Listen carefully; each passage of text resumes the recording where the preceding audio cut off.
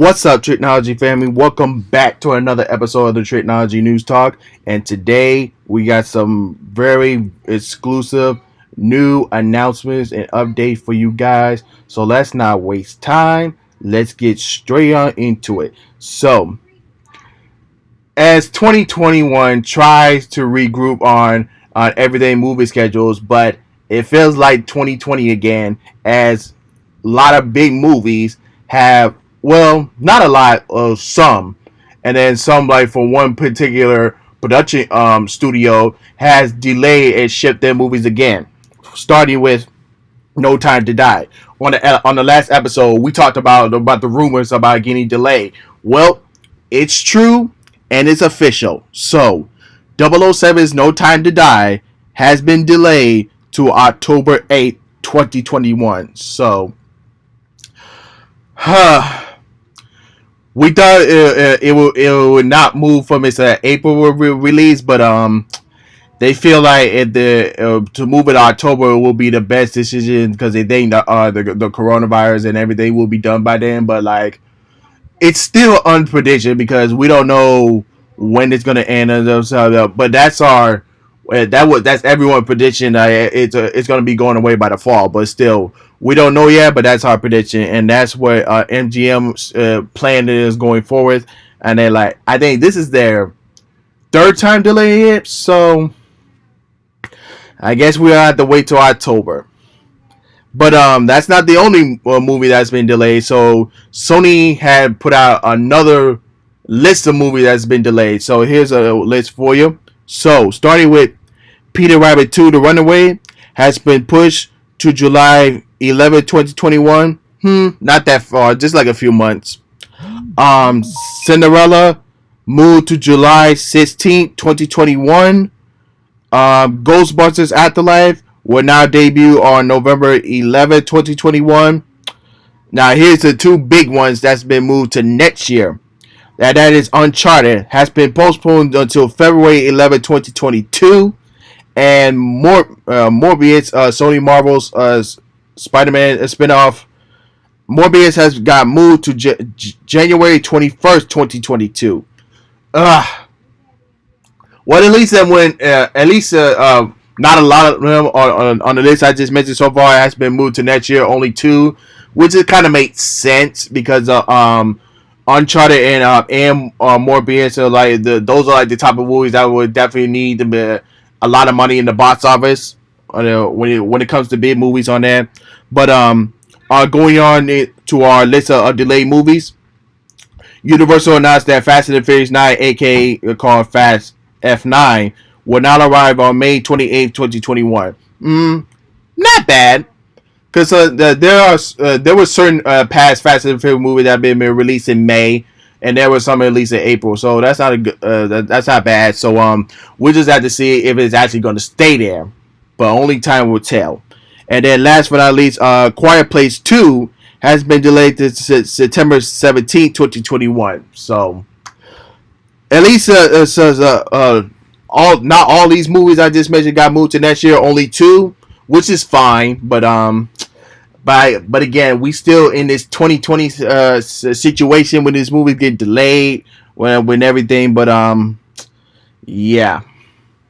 But as far from that, with all these delays, I would have to say Netflix, Warner Brothers, and Universal are the only movie studios that has the best decision plan when it comes to like releasing the movie under this pandemic situation. And of course, Paramount has a good relationship with Amazon Prime, so they're still good. Disney is like up in the air with their movies, so their first big budget movie would definitely be Black Widow. So we have to see what the updates on that. If it's going to keep this release date, is it going to move, or if it's going to stay this year. Maybe move about a couple of months and then have a Disney Plus premiere access release. But we'll just have to see about what's going on that. But moving on from movie news, let's get into some music news. So organizers from the Ultra Music Festival are ready to cancel this year's event again. Ain't no surprise there, but but are requiring that the city of Miami officials approve their permits request to stage the event next year before making a formal announcement. According to the letter obtained by Billboard, this will mark the second year in a row Ultra has been canceled due to the coronavirus pandemic. Next year, organizers hope to host the event March 25th through 27th at Bayfront Atmosphere Theater.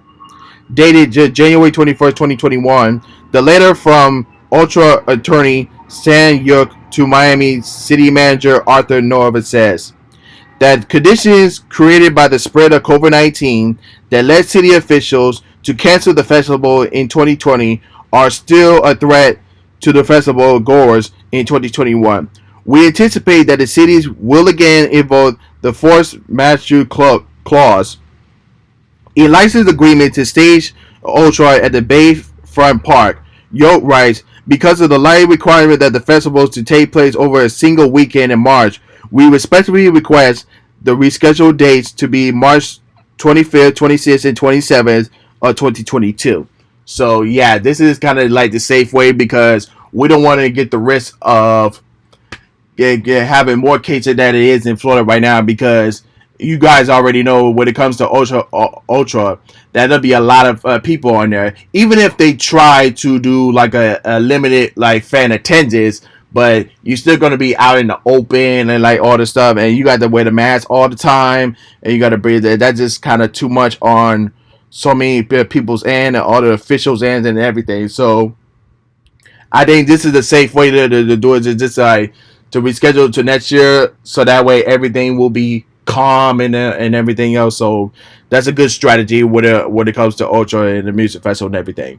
So moving on to with the movie news, let's go into some streaming news. So starting off with Peacock's deal with the WWE Network. So NBC Universal's Peacock will soon be the only place to watch the WWE Network in the U.S. WWE and NBC Universal reached a multi-year agreement to give Peacock the exclusive streaming rights to the WWE Network for American viewers. The over-the-top wrestling entertainment services existing U.S. subscribers, about a 1.1 million in total, will be migrated over to Peacock Premium, where they will continue to get access to WWE Network, but will pay 50% less per year month while getting a full access to the version of the Peacock Premium tier with ads. Peacock will launch WWE Network on March 18, 2021, when Peacock will begin to roll out more than 17,000 hour of WWE Network new originals and library programming, both on demand and on a 24-hour channel. Viacom CB. Yeah, so this is a good. I didn't even know that. I mean, I do have Peacock, and I see that they have some of the stuff, original stuff, programming stuff they have on the WWE Network. Like I just found out this news today that that Peacock and the WWE Network have reached an agreement. So this is pretty good. To given the fact that that Monday Night Raw is on USA, which is part of yeah, NBC Universal and everything. So and Comcast brand. So this is pretty good. So this is like a good deal. But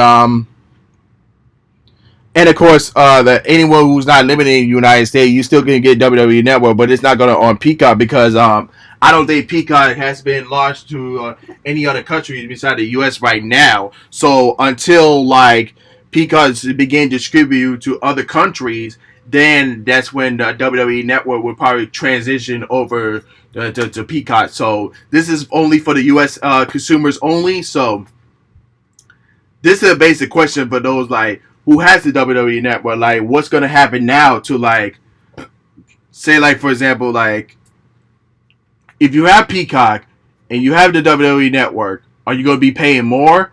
Or like be playing less of what you have right now. So that begs the question right there. So but moving on to with Peacock and WWE news, if we get more details on it, we'll have it right here on on the show. Maybe on the next episode if we have more news and updates about that. But moving on from Peacock to Viacom's new streaming platform. So Viacom CBS has set March 4th as the launch day for Paramount Plus, the company's effort to join the direct-to-consumer streaming revolution alongside its larger rivals. The subscription service will debut on that day in the U.S. and Latin America. Viacom CBS will be the host of a virtual investor presentation on February 24th to detail the company's evolving streaming strategy, as well as the fourth quarter and full year finance results for 2020. So, with that in mind, so for everyone out there who might have CBS All Access, well, that's going to be to Paramount Plus. So that begs the question to when they had the investors presentation on the 24th is like, is it going to be the same price or is it going to be raised a little bit more? Or like, are you going to have two different tiers, like one with the commercial ads and one without ads on that? So that's basically another question for them. But with Paramount Plus, you get to get everything from MTV, CBS, BT, Nickelodeon, all the Paramount movies and all that other stuff. You're gonna get a lot of stuff. So basically, this is like Paramount's and CBS version of HBO Max. So this gonna be pretty good. So I can't wait to see what details they're gonna reveal at the investors meeting on the 24th, so that way we'll have more details here. So once they have all that info, we're gonna have it right here on our podcast show. So that way we have all the details here before it gives you like a clear idea if you want to buy Paramount Plus and everything. So moving on with the streaming news, going to some sports news. So we finally know who's going to be in this year's Super Bowl, 55th Super Bowl. So it is going to be the defending champs from last year, the Kansas City Chiefs, against Tom Brady and Gronkowski in the Tampa Bay Buccaneers. So at Raymond James Stadium in Tampa, Florida. So this has a lot of writing on here, a lot of historical moments. So Tampa Bay will be the first team to be in the Super Bowl playing in their home stadium turf. So that's another first. This is going to be the first in history that we're going to have a female official out there as well. And then going on forward with some other details and everything. So, who's going to be playing the national anthem is going to be Eric Church and Jasmine Sullivan. And, of course, you already know The Weeknd will be doing the halftime show and everything. So, as far as my predictions to who might win the Super Bowl, so Kansas City might get it again. But, of course, you got to think about Tampa Bay. They're playing in their home turf. And, of course, you got Tom Brady and Gronkowski over there. So, try to get another championship ring on there. So, this is really any man's game. So, don't miss out on February 7th on this year's Super Bowl. And let me know in the comments below who you think who's going to win the Super Bowl. And also, with the COVID-19 health restrictions as far as the limiting stadium capacity, this year will be the lowest attendance Super Bowl in history, but they're only going to allow at least 20 to 25,000 people in attendance for the stadium. So, like I said, it is going to be the lowest attendance in the Super Bowl way. But hey, we are in the pandemic era, so without further ado, that's all our topics for today. Let me know in the comment section below what are your thoughts and opinions for all these topics today. And don't forget to like, share, subscribe. And if you're watching on YouTube, hit the notification bell when new episodes are uploaded. And if you're watching this on watching and listening on Spotify, Anchor, Google Podcasts and other audio platforms. Go ahead and share this up there and give it a like and review on it. So yeah, so thank you for tuning in for this episode. This is Trico, and I'm signing off. Peace.